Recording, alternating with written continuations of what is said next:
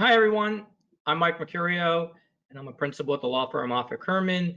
Today, I have the pleasure of sitting down with my good friend Dan Doran of Quantive, and I thought it'd be interesting. These are certainly uncertain times, certain different times, and both Dan and I work in the M&A marketplace, and I thought it'd be interesting to get Dan's perspective of what's going on with the marketplace, especially during these crazy times. So, Dan, welcome. Thank you, Mike. Good to be here. Tell me a little bit about your firm and what you've been doing. Yeah, sure thing. So my name's Dan Doran, founder of Quantive, lower middle market M&A shop.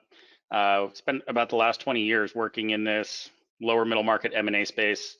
So I think the interesting thing to talk about today is, we had a downturn that we went through last time. We got a downturn now, maybe. So let's get in. Let's talk about what the broader economy means for the M&A market.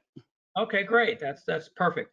So let's get right to it. How would you describe the current M&A environment for low middle market business owners?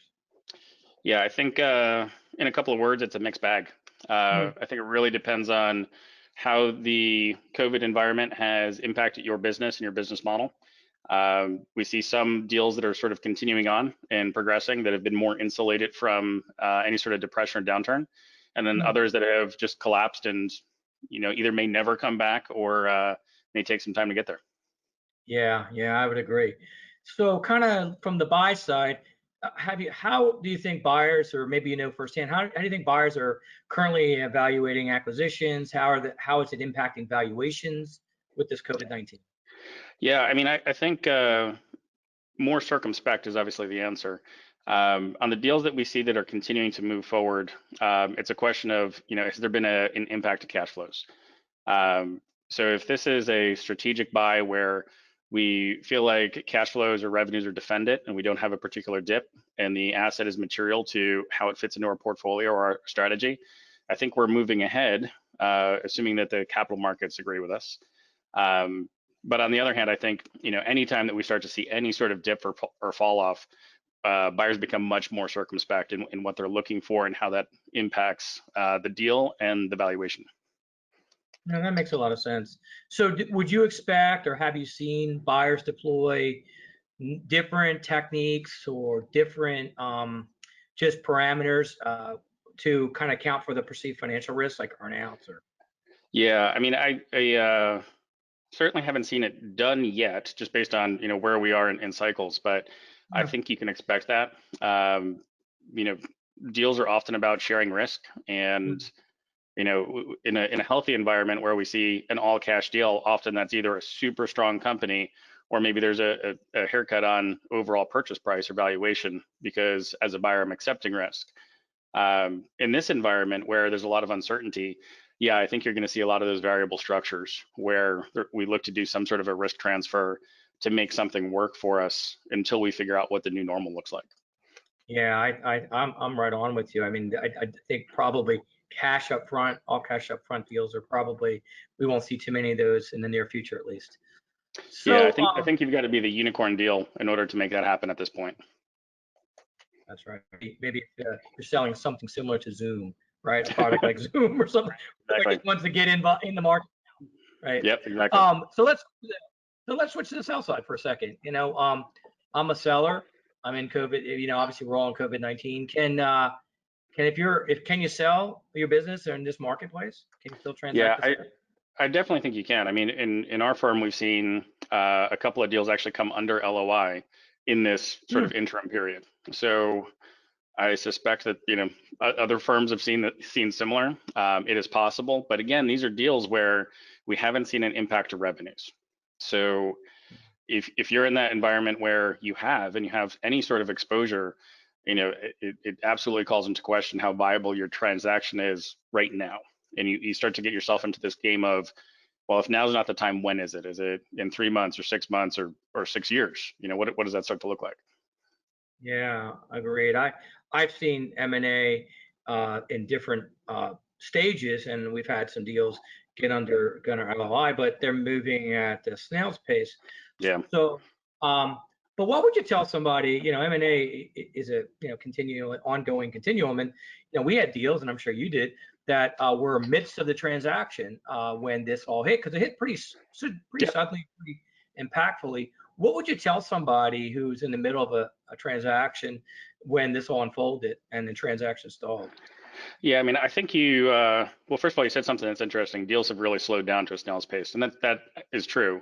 And we know that time kills deals. So I think we need to start to think about it maybe through that lens. Yeah. If I'm sitting here and I'm either on the market or about to go to market, I need to do some sort of decision analysis that is wrapped around how viable is my deal. You know, if we really feel like valuation is going to come down and I'm not willing to take that valuation, we really should pull back off the market. Hmm. And then, you know, I would also argue that if you are far enough ahead in a transaction where you're actually sort of in negotiations or in that dance phase, or maybe even under LOI, if you don't think now is the right time for the deal, you need to somehow exit gracefully, because Yeah. the buyers that are interested now are probably the same ones that you're going to go back to 18 months from now when things have sort of normalized maybe for that business. So there has to be some sort of graceful retreat until we're back in a position to transact, I think. Yeah, interesting. Timing is really important in deals, and I always talk about internal timing, external timing. Internal timing, I want to sell now, or I want to sell and retire at 65. External, of course, with this COVID-19, those external timing considerations. You got to try to match the two up. Yep, Um, so, listen, there are a lot of variables that impact M&A, and one of the largest may be access to capital, right? What do you absolutely. expect, or what have you seen in terms of access to capital in this Yeah. time? Yeah, absolutely. Great question. You know, I always like to say that the private capital market is a deal participant. You know, it's easy to think that it's just a buyer and a seller, but there's actually a third party that's often involved. Yeah. And I think that market has changed very dramatically, very quickly. You know, if you look at debt finance, banks are either under stress, dealing with deferrals and restructures and everything else, dealing with, you know, depending on the bank, the PPP program. I don't think you're going to get a lot of attention for deal finance today on something that isn't already in the works. So it's going to, again, to your point, it's going to take a while for things to get back to a pacing that makes sense, or that we might have been used to. And then if you think on the equity side, you know, I think private equity is always circumspect. They are, you know, sort of there's a particular way that they evaluate deals, and I don't think that they're getting less circumspect at this point. So, you know, their ability to generate returns without the access to the same sort of debt market that they might have had 6 months ago is probably going to make valuations come down. So I think to your point, the capital markets are going to be a challenge for a period of time going forward here until we start to see a shakeout. Yeah, I've had some deals and in play, and that's the variable. We have buyers that are motivated, we have sellers that are motivated. The problem is it's the financing. It's, can you Yeah, put the leverage on the deal? And that's the variable that we don't know yet when that will come back into play. yeah. Uh, Well, and I think you know, you sort of opened earlier with, you know, changes to deal structure, and I think that that's one of those, right? If we had a deal that we were thinking was, you know, 3.5 turns leverage on it, and our new normal is 2 turns, mhm. well, what are we changing in the formula there? Is it the overall purchase price? Are we changing, you know, where the equity is coming from the deal? Is it coming from the seller or the buyer? Um, those sorts of challenges will need to get worked out, and sometimes that's a really difficult discussion. Yeah, I agree. So, in any marketplace, there's always some businesses that do better or thrive, and some businesses that maybe suffer. And we know there are plenty that suffering. But I got to imagine coming out of this marketplace, or even during this time, there are some businesses that are probably best positioned for successful exit in this related times. What types of companies do you think would be best situated? Either sectors, geography, whatever. Let me know your thoughts. Yeah. Well, I mean, I think you can go through it sector based, but one of the exercises that we've been going through is trying to understand where demand comes from. So, how has demand for a product or service been impacted through the course of COVID? You know, if you are in the business of anything that involves putting a lot of people together in one place on the planet at the same time, I think there's some headwinds to that. You know, so we start to think airlines, you start to think event centers, like anything along those lines is problematic. Mhm. But where baseline demand has not collapsed, and you know, we see low capital intensity, not a lot of need for heavy capex, we see strong margins, those sorts of businesses I think are poised to continue to either thrive or come out of this with a nice bounce. um, so that doesn't necessarily always align to sectors or industries, But I think it's a nice paradigm to start to think about where healthy deals come from. No, that's a good thought. Those are some really great thoughts. So, everybody talks about this normal and new normal and the current normal. Listen, we're going to get through this crisis, right? All things come to an end and we move forward. Do you think the M&A market's going to normalize? And when I talk about normalize, I mean, you probably agree with me. I assume that, the marketplace was pretty damn good for the last so many years. I would say it was a generationally best sell side market. Yeah, right. What do you think? We've got a lot of catch up to do. Yeah, what do you think might be the new normal? Yeah, I think things slow down for a bit. If we go back to the financial crisis and what it looked like to normalize out of that, I would argue it took 24, 36 months to get back to sort of a normal pacing.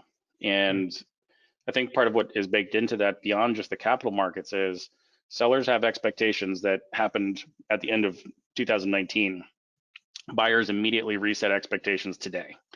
So until we start to see those two things start to normalize, where my perceived risk as a buyer matches up to your value expectations as a seller, the deal market, the transaction market has structural systemic problems. So it'll take a bit. Yeah, it's going to be disjointed. I can definitely see that. So listen, Dan, we're taking a lot of your time, but I want to ask you one more piece of advice. Sort of in close. What's a best practice, or what best piece of advice would you talk to or tell an owner when they're evaluating their options in this current M&A marketplace? What would you tell them? Yeah, I think it's pretty clear. I think you need to think like a buyer.